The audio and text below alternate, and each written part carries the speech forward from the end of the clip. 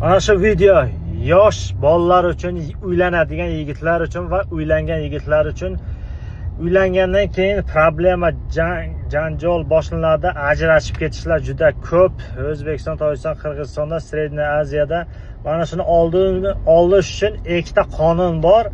Birinchi qonun, jinsiy aloqani yaxshilash kerak. Ayol kishi, qiz bolalar har xil stilda bo'lsa yaxshi ko'radi, raznobraziya. Misol faqat oldi bilan yotmash kerak, orqa, oldi, yonbosh, har xil stil bilan. Misol buni endi shart emas hammasini podrobno aytish, chunki internetda hammasi bor. Yozsalaring chiqadi, suratlari. Mana shunaqa narsalarga ahamiyat berish kerak. Ikkinchi qonun bu shirin gap. Tojiklar aytadi-ku, suxani shirin. Shirin gap.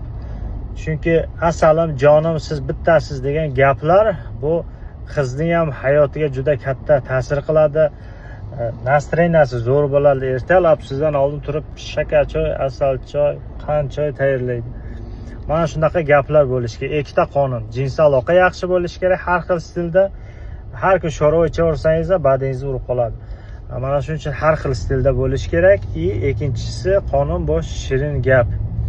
Mana shuning uchun mana shu videoni maksimal yosh bolalarga tarqatinglar, uylanadigan bolalarga xususan tarqatinglar, bilsin, ajrashish kam bo'lishi kerak.